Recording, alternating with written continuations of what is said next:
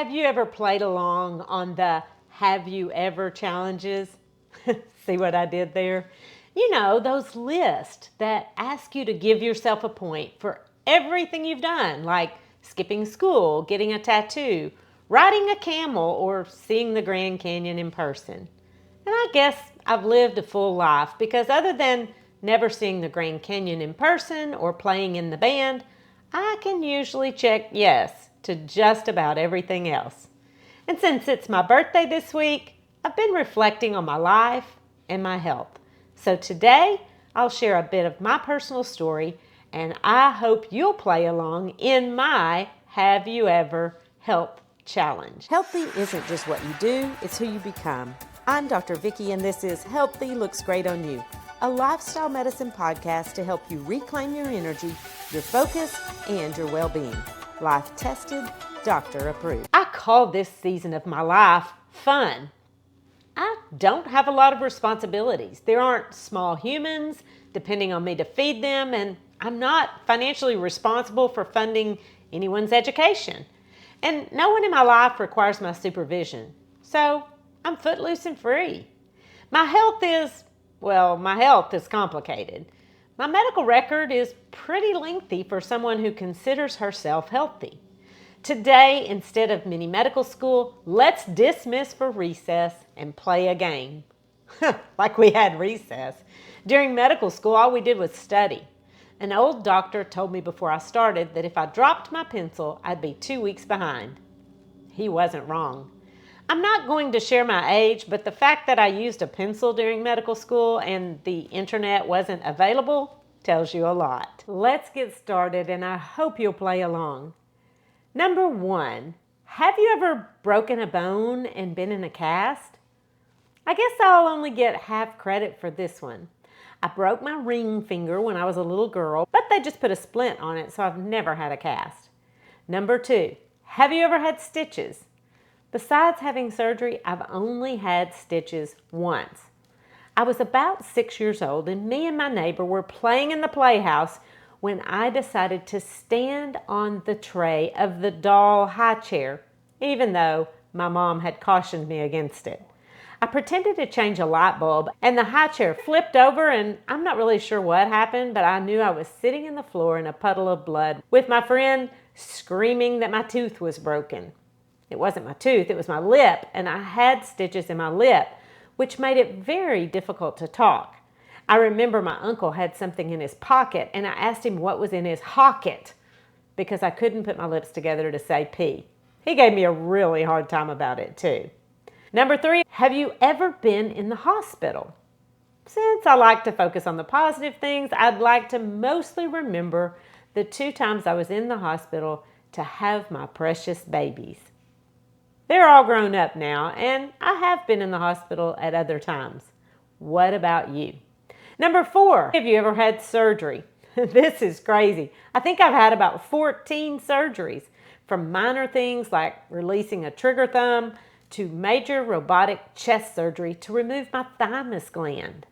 Since we are at recess and not an anatomy class, you might not even know about the thymus gland.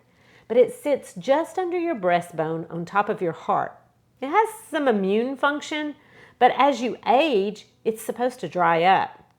Though my eyes and skin and hair have dried up plenty with age, my thymus gland didn't get the memo. In fact, it was enlarged, and I had it removed. And let me tell you, I don't miss it one bit, but more about that later. Number 5, have you ever had complications from surgery? You might be surprised to learn that the overall complication rate from surgery can be as high as 10 to 30%. Of course, it depends on your risk factors and the type of surgery that you're having. Some complications are very minor, while others can be serious and even fatal. But I'll have to answer yes to this one too. When I had half of my thyroid gland removed, the nerve to my voice box got stretched. So I woke up on the 3rd day after surgery, unable to make a sound. It was debilitating. I remember one day I went to Sonic to order a diet cherry limeade, and I rolled the window down and pushed the button. And when they said, "May I help you?" I realized I couldn't talk at all. My vocal cord remained paralyzed for about 5 weeks, and I had to rely on a text-to-voice app. Thank goodness for technology. Number 6, have you ever had a bad reaction to a medication or serious side effects? Once after surgery, they gave me some pain medication that caused my blood pressure to drop to almost nothing. And here's the deal. I believe the administration of that pain medication could have been avoided altogether, but that's another story. I've also taken lots of medications that cause miserable side effects, like prednisone and mestinon and a whole list of other things. What about you? Number 7, have you ever questioned a prescription you've been given? My doctors have probably gotten sick of me saying, "Is that really necessary?" Especially when they've tried to give me antibiotics when I've had an upper respiratory infection that I thought was probably viral. What about you? Have you ever questioned a prescription you've been given, and what was your doctor's reaction? Number 8, have you ever been to the emergency room? Yeah. Tell me about it. Number 9, have you ever had an IV? I think I've had over 100 IVs because I used to get an infusion of immune globulin every 3 weeks for about 5 years. Fortunately, I have big old juicy veins. Number 10, have you ever given yourself a shot? I cannot even count the number of times I've stuck a needle in myself. When I had diabetes, I gave myself insulin shots, and for about a year I did at-home infusions every week through 5 needles I stuck in my belly. And I had a friend who was using the same medication for a different reason, and she told me that the big whelps would be better if I put the needles in my upper abdomen. But listen, she was really tall and I'm really short, so I don't have an upper and lower abdomen. In fact, I've only got about 2 inches between my ribs and my hip bones to work with. Number 11, have you ever been in a wheelchair? Before I got sick, I had already booked a vacation to take my nephew and my dad on a trip to Yellowstone. Since I could only walk a few feet, my sister joined us and we rented a wheelchair. It's a good thing she went because she saved my life. Listen, my dad was a character and he wanted to be the one to push me in the wheelchair. We were in the Memphis airport and he took me on the moving sidewalk. And the moving sidewalk in the Memphis airport is at an incline. What I didn't know is that he let go of my wheelchair. He had a bad knee and he couldn't catch up with me. So I'm careening down the moving sidewalk, and out of the corner of my eye, I catch a glance of my sister in a full-blown sprint, and I realized I was about to crash into the beer and barbecue at the end of the incline. My sister saved my life. Have you ever been in a wheelchair? Number 12, have you ever been injured in a car wreck? Not me. So if you are a personal injury attorney, don't bother calling me. Number 13, have you ever had a biopsy or been diagnosed with cancer? Fortunately, I have never been diagnosed with cancer, but I have had a couple of biopsies. One was for a grade 4 mammogram that was very suspicious for breast cancer. The biopsy was negative, but I can tell you the hardest part was waiting and the not knowing. What about you? Do you have any experience with having been diagnosed with cancer or having a biopsy? Next, have you ever had symptoms that your doctor couldn't explain? Like headaches or fatigue or other vague things that you just couldn't put your finger on? Let me encourage you to listen to your body and also find a doctor who listens. Next, have you ever had a weird disease no one has ever heard of? Here's my story. In 2014, I was diagnosed with Myasthenia Gravis. It's an autoimmune disease that causes profound muscle weakness. It started in my eyes and it spread to the rest of my body, but the blood test for Myasthenia Gravis didn't come back positive. At one point, the doctors even accused me of faking. I have faked being well many times, but I have never faked being sick. I went from being able to ride my bicycle about 100 miles a week to being unable to walk 100 feet. I had a hard time using my arms because of weakness in my shoulders, and that's why I had to have my thymus gland removed. And I'm so thankful I did. I partially credit that for having been in remission for 5 or more years without medications. But I have a lot of experience with hospitals and medications because of my disease. So what about you? Have you heard of MG? Have you ever been diagnosed with a weird disease that no one could understand? It's frustrating. Next is, have you ever had a health scare that got your attention and made you get serious about your health? For me, it's the diabetes. When I was so sick with myasthenia gravis, they put me on a very high dose of prednisone, and it caused me to be diabetic. I took Januvia and metformin and insulin shots, and it was miserable.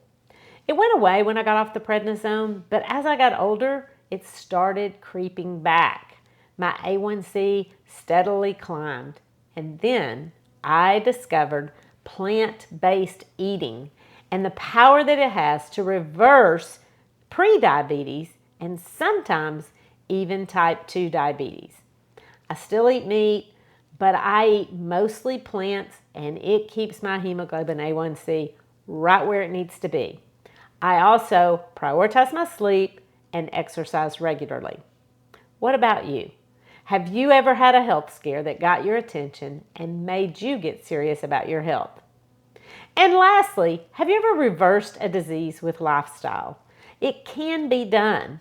Lifestyle medicine focuses on nutrition in the form of plant-based eating, physical fitness, social connectedness, which is every bit as important as diet and exercise, good sleep, which is sometimes paradoxical because the harder you try to sleep, the worse your sleep gets.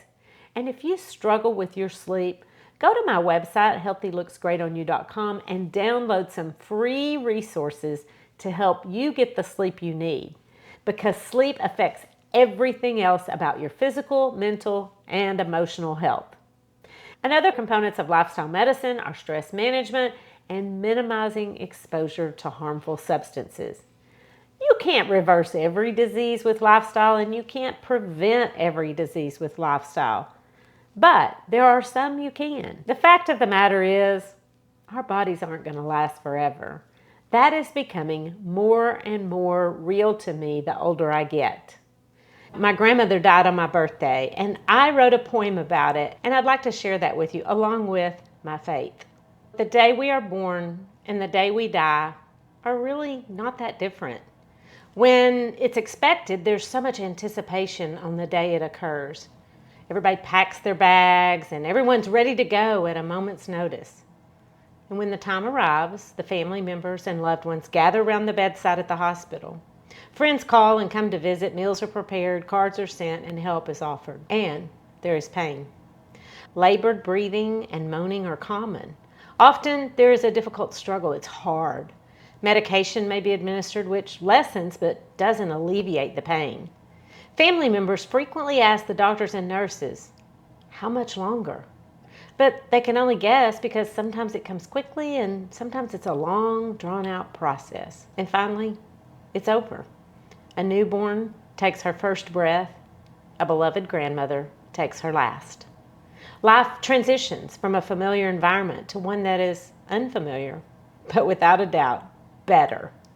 Believers should celebrate both. There's a verse in the Bible in 1 Thessalonians 4:13 that says, we grieve, but we don't grieve like those who have no hope.